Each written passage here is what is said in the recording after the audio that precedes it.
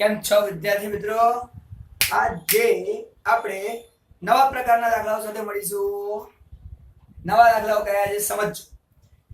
અત્યાર સુધી કમિશનની ગણતરી, નફાની ગણતરી, બધી ગણતરી આપણે થઈ ગઈ.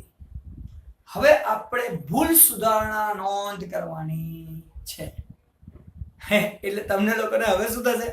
11મું યાદ આવશે. ભૂલ સુધારણા. અરે યાર, આપણું માથાનો દુખાવો ચેપ્ટર હતું એ નથી. માથાનો દુખાવો ભાઈ, એ જે હતું ને એ થોડું વધારે પડતું હતું. અહીંયા તો હું સહેલું છે, ફટાફટ આવડી જશે. અને કમલસરના નિયમો યાદ રાખવાના, એ નિયમો પકડી રાખવાના. ચોપડીમાં શું કર્યું છે ને જોવાનું નહીં. કમલસર કહે છે ને કે આવું લખવાનું, આ સ્ટેપમાં જવાનું, તો તમારો જવાબ 100% આવશે આવશે આવશે. ચોપડીનો જવાબ નહીં જોવાનો, ચોપડીમાંથી ખાલી પ્રશ્ન જોવાનો અને છેલ્લો જવાબ ચેક કરવાનો, જે આપણે આમનો જ લખવાની હોય કે જે બી કઈ હોય એ બંને સરખા જ હશે. વચ્ચેની ગણતરી જોવાની નહીં. ગણતરી તો આપણે કઈ રીતે કરવાની. એટલે ભૂલ સુધારણા એ જ છે જે આપણે 11માં જોઈ ગયા, પણ એટલું અઘરું અહીંયા નથી. અહીંયા સાવ સહેલું છે. અહીંયા ભૂલ શેમાં થાય? નફાની વહેંચણી કરવામાં ભૂલ થાય, ખોટની વહેંચણી કરવામાં ભૂલ થાય, ઉપાડ પર વ્યાજ રહી જાય, મૂડી પર વ્યાજ રહી જાય. બસ પહેલા ચેપ્ટરમાં ખાલી આટલી જ ભૂલ થઈ શકે છે. એટલે અત્યારે આપણે જે કરીએ છીએ બધું સમજ ચોપડીમાં આપેલું. મારું કશું કરાવતું નથી. મારું તો અંદર સમજાઈશ કેવી રીતે કરવા. તો ઉદાહરણ 6, ઉદાહરણ 7 અને ઉદાહરણ 8 દાખલા 3 છે, પણ જબરદસ્ત કામના 3 માર્કના દાખલા પૂછાય. એમાં આ વસ્તુ આવે. આવા આવવાના ચાન્સીસ 100%. જોઈએ ઉદાહરણ નંબર 6, પાના નંબર 17, 18, 19 રીતે ચણાંક આપેલા છે. તો શું આપ્યું છે ધ્યાનથી સમજીએ. મિલિંદ, હેમંત અને રસિક ની ભાગીદારી પેઢીનો રૂપિયા 1,89,000 નફો 1, 2, 4 ના પ્રમાણમાં વહેંચવાને બદલે, હવે સમજો, 1, 2, 4 ના પ્રમાણમાં વહેંચવાને બદલે ભૂલથી સરખા પ્રમાણમાં વહેંચ્યું છે. ભૂલથી સરખા પ્રમાણમાં વહેંચ્યો છે. હવે આટલું વાંચીને પહેલું આપણું કામ શું છે સમજો. આપણું કામ છે પહેલા નક્કી કરવાનું કે આ બંનેમાંથી સાચું શું ખોટું શું, કયું પ્રમાણ સાચું છે, કયું પ્રમાણ ખોટું છે. તો વાંચીને ખબર પડી જશે. નફો 1, 2, 4 ના પ્રમાણમાં વહેંચવાને બદલે ભૂલથી સરખા પ્રમાણમાં વહેંચ્યું છે. તો આ સરખા પ્રમાણમાં વહેંચવાની મારી ભૂલ છે.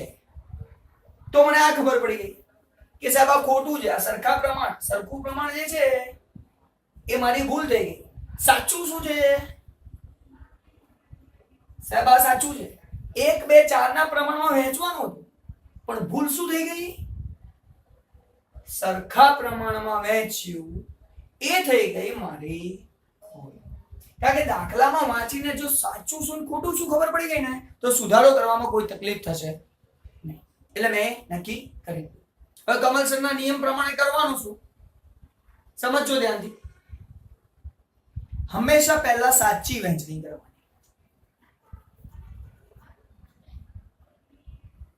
જે પણ કઈ હોય સાચી વહેંચણી કરવાની, પછી ખોટી વહેંચણી કરવાની, અને પછી સાચામાંથી ખોટું બાદ કરવાનું, અને પછી દાખલામાં નિયમ લગાવવાનો. આગળ આમનો જ લખવા માટે કરીએ છીએ વાત. પહેલા આપણે વહેંચણી તો કરી લઈએ. સમજો, નામ લખી નાખું ઉપર. 3 નામ છે: મિલિંદ, હેમંત, રસિક. 3 નામ છે. સાહેબ પહેલા સાચી વહેંચણી કરો. તો સાચી વહેંચણી માટે તો આવ્યું સાહેબ આ 1, 2 અને 4 ના પ્રમાણમાં સાચું વહેંચવું જોઈએ. તો સાચું અહીંયા લખો 1, 2, 4. હવે 1,89,000 છે, એને 1 2 4 ના પ્રમાણમાં વહેંચવાનું છે. તો ગણતરી નીચે બતાવું. આમ તો તમને આવડે છે પણ છતાં 1,89,000 ગુણ્યા સાહેબ પહેલા કોના છે આ 1 1 ભાગ્યા આ ત્રણેયનો સરવાળો 1 + 2 3 3 ને 4 7. હવે આ છેદ ઉડાડો એટલે જવાબ મળશે 7 દુ 14 સીધું 49 27,000 રૂપિયા જવાબ આવે. તો સાહેબ 27,000. તો પહેલા મિલિંદને કાયદેસર કેટલા મળવા જોઈએ સાહેબ? 27,000 રૂપિયા લખો. બીજાની ગણતરી કરીએ સાહેબ. બીજાને કેટલા 2 મળવા જોઈએ? તો અહીંયા 2 માટે કરીએ 89,000 2 ભાગ્યા 7. હવે આ સોલ્વ કરશો ને એટલે સિમ્પલ કહું આ 1 નું ડબલ 2 થાય તો 27 નું ડબલ કેટલું થાય? 54. 27 દુ 54. તો સાહેબ આ બીજાને કેટલા મળશે કાયદેસર? આવું મળવું જોઈએ. કાયદો એવું કહે છે અને 54,000 મળવા જોઈએ. રસિકની વાત કરીએ 1,89,000. ફરી રસિકના 4 ભાગ છે 4 ભાગ્યા 7. સાહેબ 2 નું ડબલ 4 તો 54 નું ડબલ કરો 108. તો સાહેબ આને 1,08,000 રૂપિયા કાયદેસર મળવા જોઈએ. તો સાચી ગણતરી. આના પછી કરીશું ખોટી ગણતરી. જે ભૂલ થઈ ગઈ છે એ બી લખો. સાહેબ ભૂલ શું થઈ છે? સરખા પ્રમાણમાં વહેંચ્યું એ આપણી ભૂલ છે. તો સમજો આ 1,89,000 ને 3 સરખા ભાગમાં વહેંચવાના હોય તો કેલ્ક્યુલેટરમાં 1,89,000 ભાગ્યા 3 કરી દેવાના એટલે જવાબ આવશે 63,000.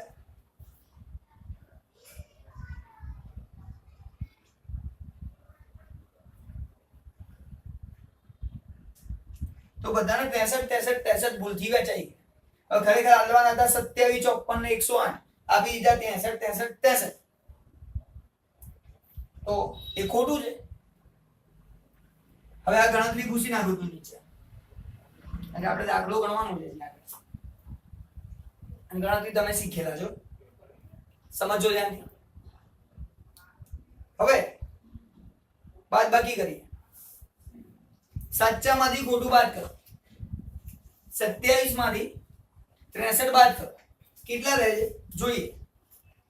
27 ને 3 એટલે 30 30 ને 30 60 33 અને 36 માઈનસ 36. 27 માંથી 63 જાય એટલે માઈનસ 36 થાય.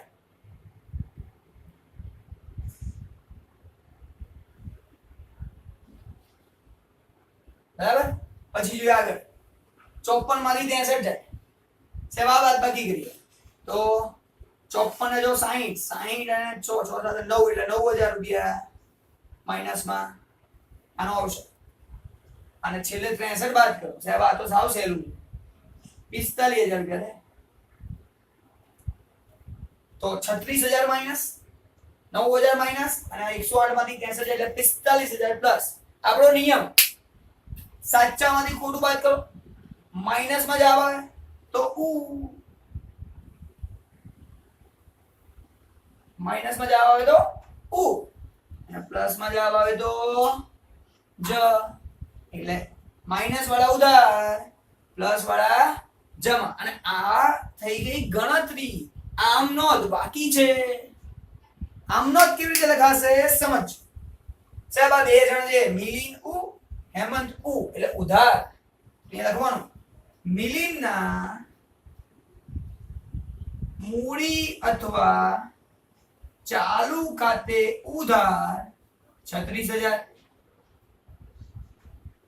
હેમંતના મૂડી અથવા ચાલુ ખાતે ઉધાર 9,000.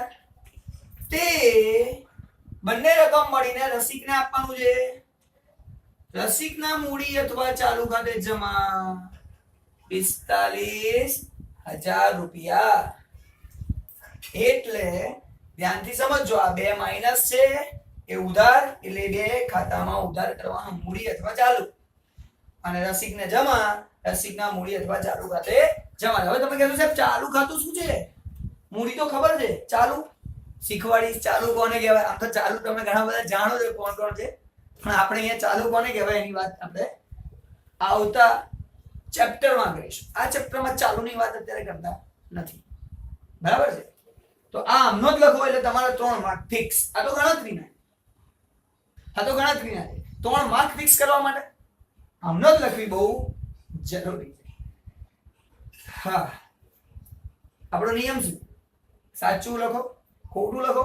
સાચામાંથી ખોટું બાદ કરો, માઈનસ આવે તો ઉધાર, પ્લસ આવે તો જમા. પણ ધ્યાન રાખવાનું, અહીંયા સાહેબ પેઢીનો નફો છે. આ દાખલામાં બધું જ એમનું એમ રાખવું, બધું જ એમનું.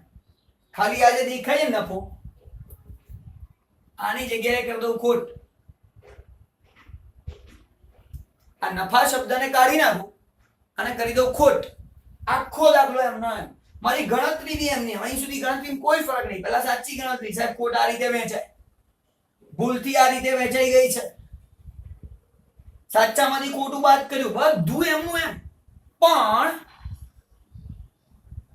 નિયમ ઊંધો થઈ જાય. માઈનસ જમા થાય અને પ્લસ ઉધાર થાય. તો આપણે બે યાદ નહીં રાખવાના, યાદ તો એક જ રાખવાનું. નફો હોય તો માઈનસ શું થાય? ખોટ એટલે એનું વિરુદ્ધ કહેવાય, સામેની બાજુ કહેવાય, બીજી બાજુ. નફો એક બાજુ, ખોટ બીજી બાજુ. અને એ ટાઈમે નિયમ પણ બદલાઈ જાય. સિમ્પલ. આપણે એક જ યાદ રાખવાનું, નફો આપ્યો હોય માઈનસ ઉધાર, પછી ખોટ આપ્યો શું કરવાનું? ઊંધું કરવાનું, માઈનસ જમા કરવાનું. એ યાદ નહીં રાખવાનું, યાદ એક જ રાખવાનું. તો આ દાખલો તમે હવે જાતે ગણી શકો, આમનો જ બદલી શકો. શું કરવું પડે? રસિકના મૂડી ચાલુ ખાતે ઉધાર, મિલિંદના મૂડી ચાલુ ખાતે જમા, હેમંતના મૂડી ચાલુ ખાતે જમા. એટલે આપણો દાખલો પૂરો, પતી ગયો. જયરામજી કે પૂરું. હવે નવો દાખલો ચાલુ કરીએ. નવો દાખલો, ઉદાહરણ નંબર 7. અહીંયા કોઈ ટેન્શન છે નહીં. ફરી નફો હોય તો માઈનસ ઉધાર, ખોટ એટલે એનાથી વિરુદ્ધ હોય તો જુદું. સિમ્પલ. બીજું ધ્યાનથી સમજો.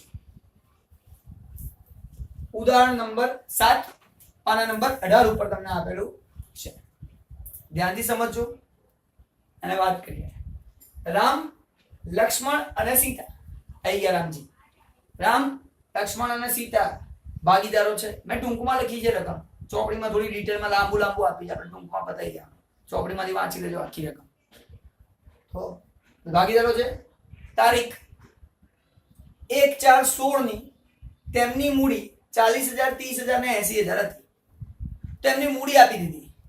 ભાઈ મૂડી આપી છે, પહેલા લખી નાખીએ. ચલો નામ સાથે બધું ઉતારી મારીએ. રામજી,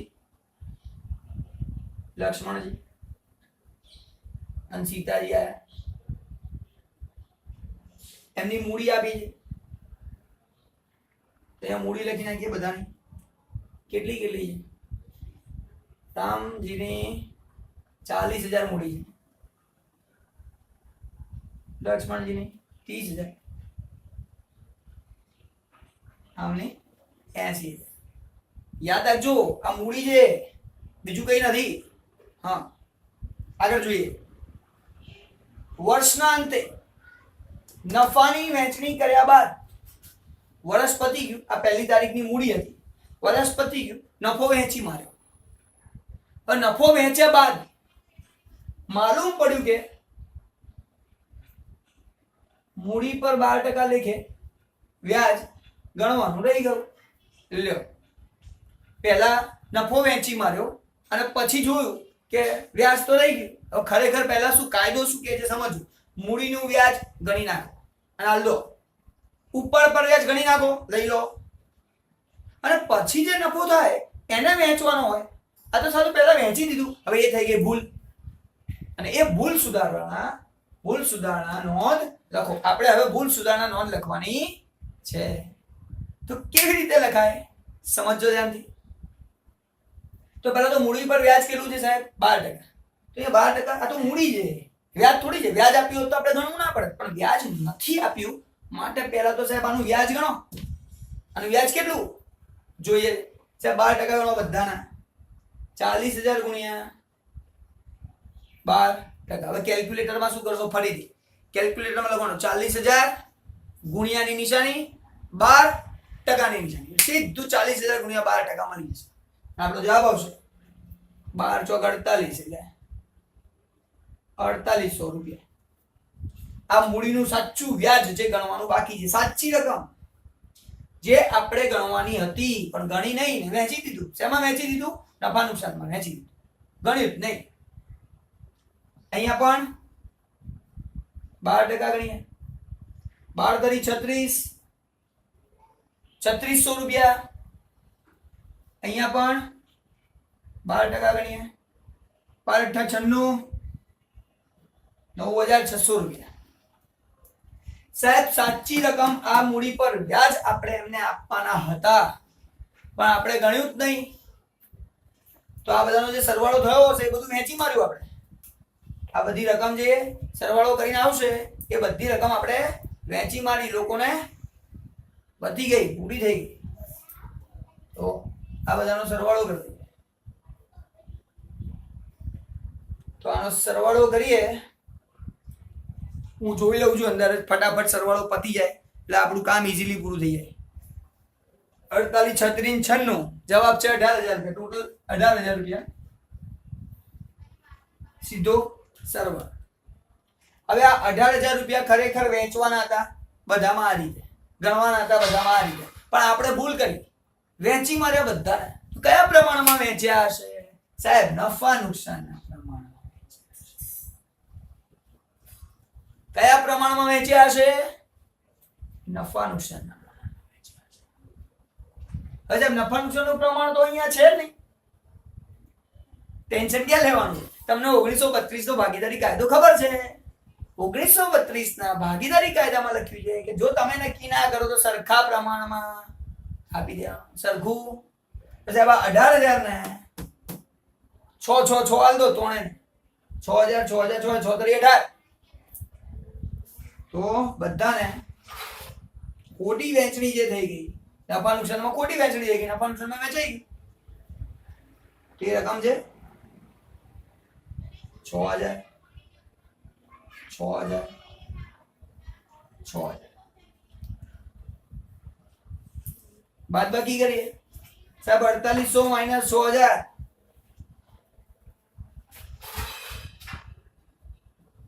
માઇનસ 1200.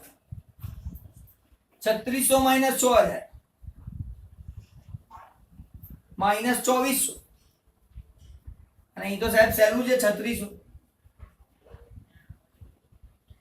પ્લસમાં.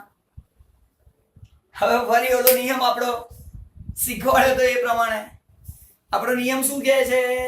યાદ કરો. માઇનસ ઉધાર પ્લસ જમા, પણ સાચામાંથી ખોટું બાદ કરો ત્યારે, અને એ નફો હોય ત્યારે. જો ખોટ હોય તો ઊંધું. એવો જ નિયમ અહીંયા, સાચામાંથી ખોટું બાદ કરો સાહેબ. માઇનસ ઉધાર પ્લસ જમા, માઇનસ ઉધાર પ્લસ જમા. એટલે મારે આમને શું લખવાની? રામના મૂડી ચાલુ ખાતે ઉધાર 1200 રૂપિયા, લક્ષ્મણના મૂડી ચાલુ ખાતે ઉધાર 2400 રૂપિયા, તે સીતાના મૂડી ચાલુ ખાતે જમા 3600 રૂપિયા. સારા ખાના પાડવાના, ખાના પાડીને પછી આપવાનું, જેથી સરળતાથી દાખલો થાય. એટલે આમનો તમારી થઈ ગઈ પૂરી. આમનો તમે સારી રીતે લખી શકો. હવે ફરીથી સાહેબ આવું ક્યારે? માઇનસ ઉધાર ક્યારે? જ્યારે મૂડી પર વ્યાજની વાત થતી હોય તો. હવે આ જ દાખલો સેમ ટુ સેમ, આ જ દાખલો હું શું બદલું છું ખબર છે? ખાલી એક જ વસ્તુ. આ મૂડી પર તમને ખબર જ હશે, વિચારી શકો છો કમલ સર શું કરે. ઘણા બધા છોકરાઓ સાચું વિચારે સાહેબ. મૂડીની જગ્યાએ તમે લખશો ઉપાડ, ઉપાડ પર 12% વ્યાજ લખાઈ ગયું, રહી ગયું.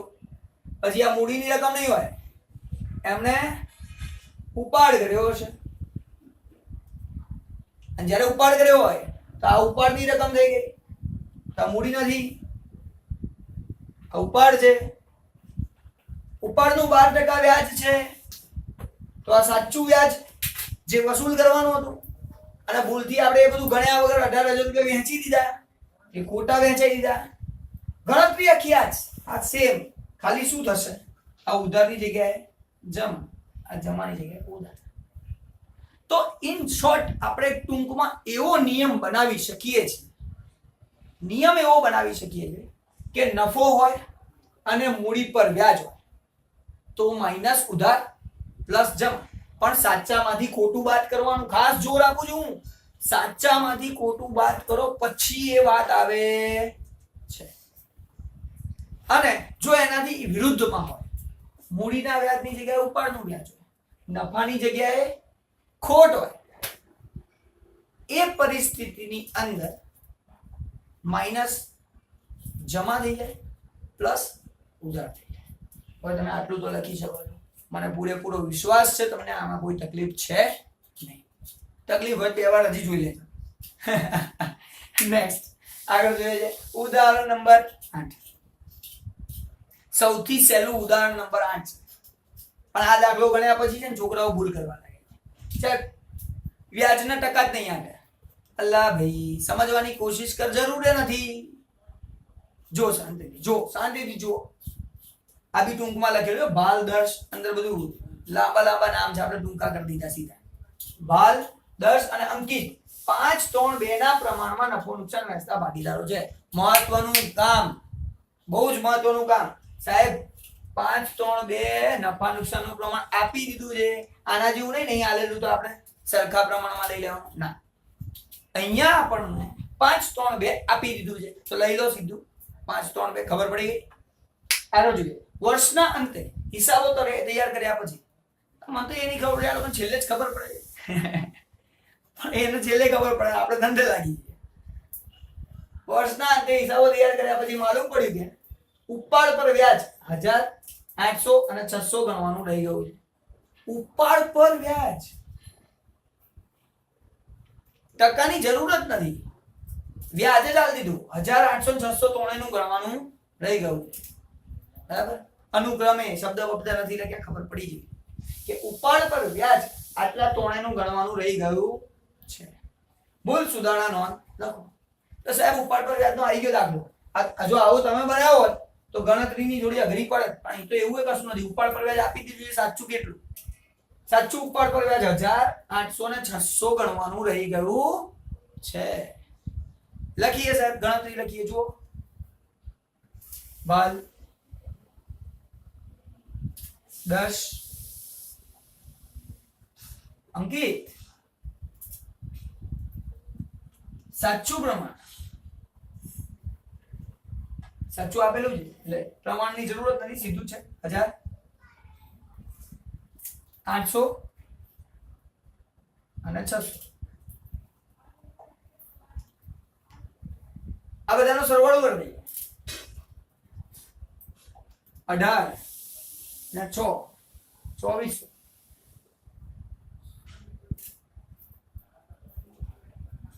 હવે ખરેખર આવું હતું, પણ આપણે આવું બધું કર્યા વગર સીધું નફા નુકસાનમાં વહેંચી માર્યું. આ ટોટલ જે 2400 હશે એને નફા નુકસાનમાં વહેંચી નાખ્યા હશે. તો 2400 ને નફા નુકસાનના પ્રમાણમાં વહેંચો.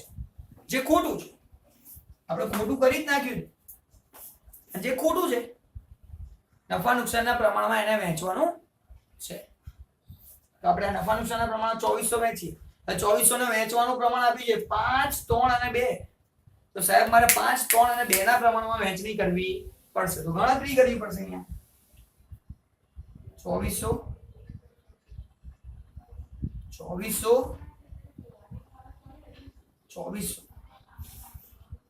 ગુણ્યા ગુણ્યા ગુણ્યા.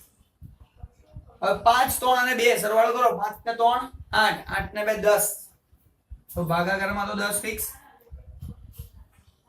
ઉપર બદલાશે 5, 3 અને 2. આવું ફટાફટ કરતા રહેવું. હવે તમને આવડવું જોઈએ. હવે મને કઈ બહુ મહેનત કરવાની જરૂર નથી. ફટાફટ ગણો દાખલો ગણો પતી જાય. તો અહીંયા આપણે જોતા જઈએ, ધ્યાનથી સમજો. રકમ શોધવી પડશે. સાહેબ મીંડું ગયું. 24 દુ 48, 480 થાય. બરોબર. બીજાની વાત કરીએ. અહીંયા મીંડું ગયું. 24 તરી 72 એટલે 720 થાય. હવે 24 ગુણ્યા 5 કરશો એટલે 120 આવશે. 1200 થાય. તો 1200, 720 અને 480 આ ત્રણ રકમ આપણને મળી ગઈ, જે નફા નુકસાનમાં વહેંચી છે. અહીંયા લખો 1200, 720, 480. કારણ કે પહેલું 5 છે, પછી 3 છે, પછી 2 છે. અને હવે એની કરવાની